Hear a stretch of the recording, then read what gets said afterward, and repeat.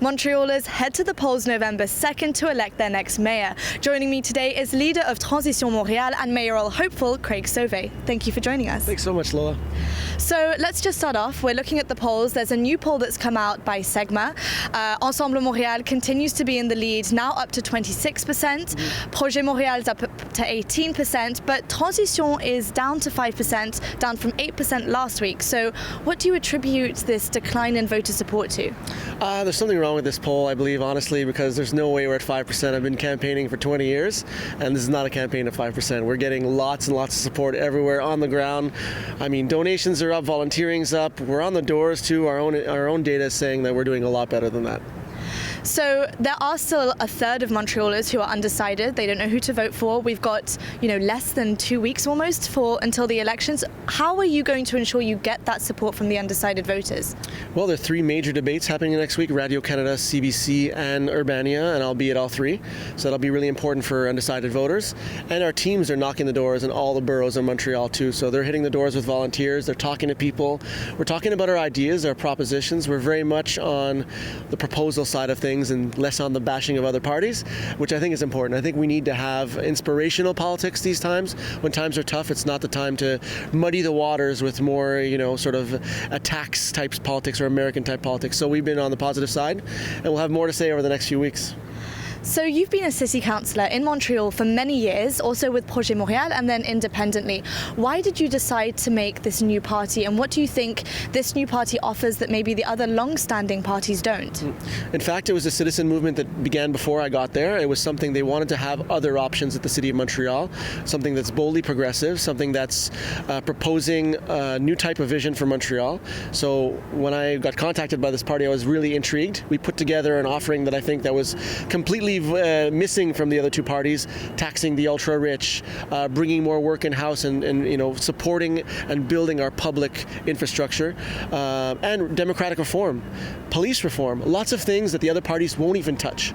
So we have an offer right now which I think is stimulating a lot of intrigue, and Montrealers are excited about these new offerings. So our job now is to communicate that to the rest of the city. Montrealers have a lot of worries heading into this election, be it affordability, housing, but also just the quality of life in the city. If you're elected, what would be your top priority, first thing that you would do in office? Housing and homelessness is the main issue right now for so many people. So we need to start building a lot more community cooperative housing. That's what's missing in the housing offering right now in the city. That would also be a good solution to help people get off the streets. But like I said, we do want to have a tax on the ultra-rich and take all of the money received from this tax on the ultra-rich and put it towards initiatives to fight homelessness, which means support staff, which means all more sorts of resources in the street, workers, shelters, whatever's needed to help people.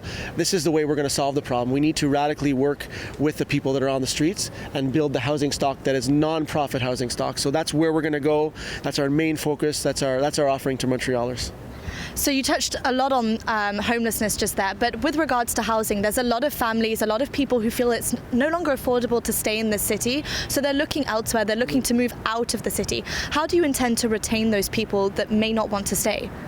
Well, that's it. I mean, it's going to have to pass by cooperative, non-profit housing. That's the only way we're going to get there. The private market isn't providing the solutions that we need. The private market says, just let us do our magic, and then magically the prices are going to come down. It's never happened in the history of modern real estate that's happened. It only happens during a crash, and nobody wants that. So what we have to do is follow the model of Vienna, Amsterdam, and Copenhagen. That's massively built off-market housing, and this can be really attractive, affordable housing for all sorts of people, for artists, for seniors, for students, for families. There are really interesting housing models that can provide long-term affordability, stability, and a great community environment. Another big issue for Montrealers is economic development in the downtown core. A lot of businesses feel that they're suffering. They feel that they're constantly facing fights with bureaucracy. How do you intend to support downtown businesses and merchants that want to thrive in the city? I got to say, our party is a part of a new left movement, and the new left is saying, relentless bureaucracy for its own sake is not useful. It's not helpful. I think the new left don't appreciate this type of governance. So we're also a party that wants to get rid of old bylaws that are useless and just making companies have to jump through hoops for nothing. For sure, we always want environmental norms, we want safety norms, but there are a lot of things that are just old bylaws that are there for all sorts of micromanagerial reasons. We want to get rid of that and help small businesses do what they do best. We want to see more terraces. We want to see more services on our streets. So that's why we have to move forward with that kind of initiative. And I mean, also economic development is social development as well. If we don't have the social development component, people get left behind, and then the economy gets more and more unequal, and that's where the disparities become more and more evident. So our party is strongly centered on social development, like I mentioned, social nonprofit housing, services to help people, taxing the ultra-rich. These are ways we're going to fix this. Another big issue that we're looking at right now is construction and mobility in the city, and also just our transit system. You know, people have been faced with strikes, they've been faced with REM breakdowns, they've been faced with road closures, and also just not knowing when there's construction happening in their own boroughs. How do you intend to better communication perhaps with residents, but also alleviate the flow of traffic in the city? Well, to alleviate the flow of traffic, we need more public transit, mass transit initiatives. That's going to be, we want to extend the metro.